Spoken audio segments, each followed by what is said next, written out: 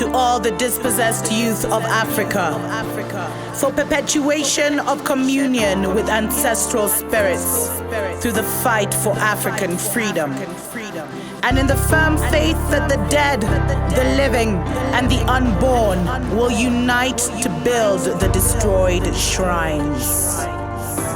Selah.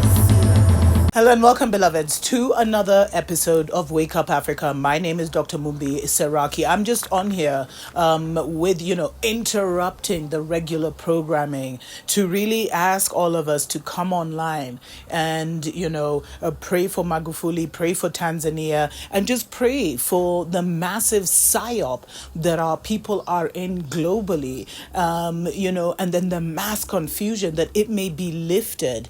I always say the best thing to do is to work on our own clarity, because that aids the clarity of the collective, to work on our own overstanding because that expands the overstanding of the collective, to work on our inner and understanding because that expands the inner and understanding of the collective. What we are seeing right now is a massive psyop against Tanzania, and it's crazy. I've talked about this, you can check it out in a previous episode. It's crazy the levels that everything is reaching. Here in Kenya, it's like a massive psyop was unleashed, where allegations are being made that Magufuli is actually in a local hospital and he was flown here at night. No official word from the government, at least by the time we were publishing this. But we can see that really, beloveds, it's nothing. It's not about the pandemic. It's about control, and it's about controlling the narrative, which is why I've been saying break out of the collective narrative and create your own. Because we're seeing, the fact that Magufuli dared to defy the powers that be. Now things are, there's so much going on, and I really just want you all to pray against this massive psychological attack on the people of Tanzania, because this would really flip the situation. I can't say much on this platform, so I hope you're overstanding and understanding what I'm saying, but it would really flip the situation. So if anything was to happen to him, and of course, many of the Pan-Africanists are actually looking at this as a possible attack. If anything was to happen to Magufuli, we're waiting for official word from the government, although you could see already when the puppets came out, when the Babylon puppets came out, like Tindu Lisu, demanding to know what's going on and where he is, because I think Magufuli hasn't been seen in 2 weeks or something like that. But beloveds, let's pray. Let's pray for our leaders. Because if you really want to overstand and understand what's going on, just go ahead and check the video I just did on the dirty games they play, just so you can have a deeper understanding of what our presidents are dealing with and why so many of them don't have the kahunas to stand up to the Babylon system and take their own stance. It's not that simple. It's not as simple as saying, no, we don't want this and no, we don't want that. There are so many levels to this, beloveds. And really, we need to, if you're going to dabble in this, if you're going to put your energy into even talking about politics, thinking about politics, discussing politics, at least do it from a point of, from an informed position of what is really going on behind the scenes. Because I keep saying, beloveds, everything happens spiritually first, spiritually or mentally, they're intrinsically one and the same thing, literally. Everything happens in the unseen world before it manifests here. And for us, here in Kenya to have seen, it's all over the media of an unnamed African president in Kenya in hospital, and then, his name is all over the place. But we will definitely be giving you an update. But just pray for Magufuli, beloveds. Pray for Magufuli, because he dared to be strong and he dared to take a very radical stance. And for this to have reached the earthly realm where people are tweeting about it and talking about it, we don't recognize how we put spells on people, beloveds, and how we can make a situation worse. Because I was reading some of the tweets And people were talking about, oh, some Kenyans were saying, oh, if if Magufuli is in our hospital, we hope he'll also visit our funeral home. Like, what kind of madness? And this is what I talk about. There's so many people who are semi-human. They've lost that conscience. They've lost that love. They've lost that sensitivity. And they literally think like beasts because that's probably what's filling up their stomach. Beloveds, this is not a joking time. I'm serious. This is such a serious time, beloveds. And the war is for our minds. And sometimes we can be tricked into doing and saying things and releasing news stories on things that kind of make a situation worse, aid the Babylon agenda. So let's all really move consciously, beloveds, but let's pray for Magufuli because, the psyop is in full effect. And it looks like his people are shielded. So I keep wondering why all this is coming from Kenya. That's my big question. Anyway, let me know what you think about this. Until next time, tuko pamoja.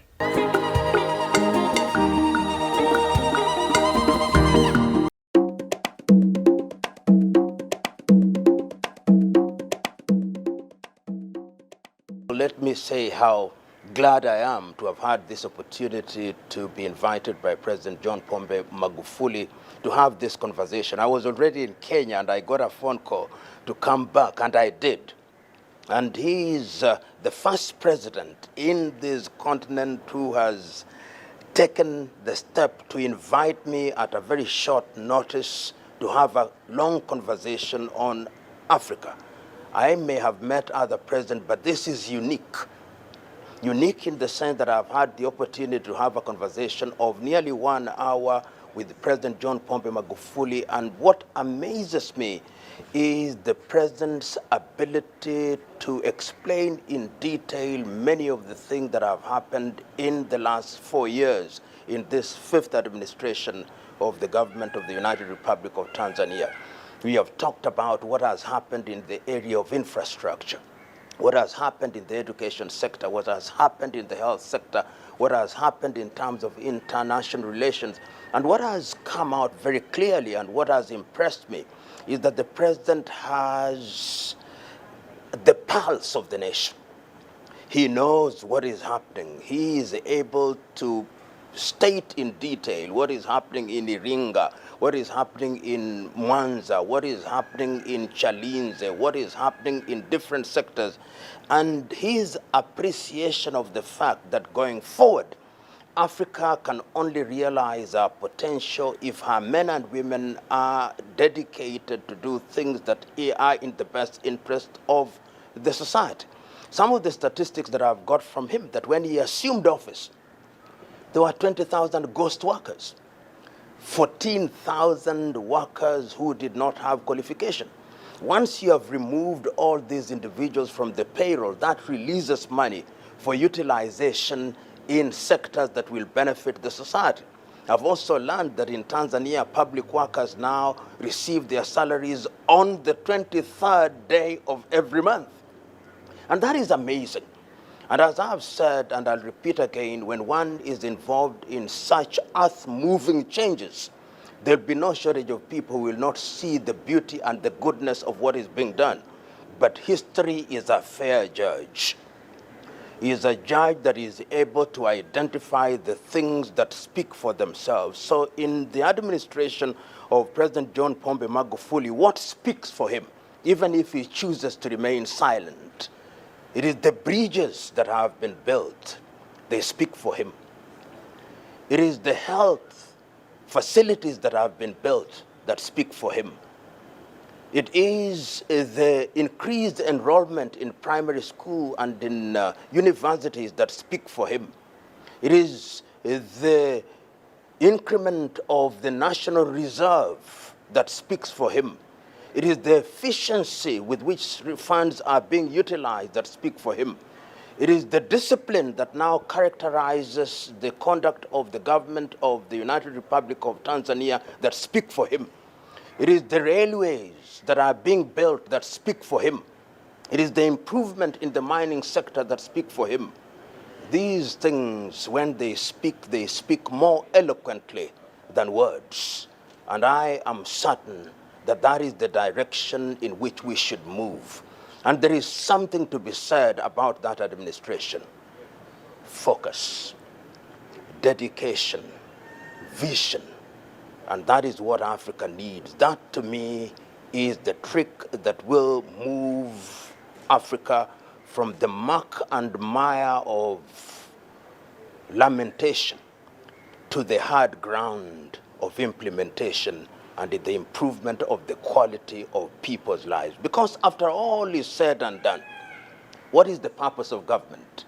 Purpose of government is to create an environment where people can realize their potential and to provide for them in the critical areas of health, education, and of course, to ensure that there is food and opportunities for young men and women.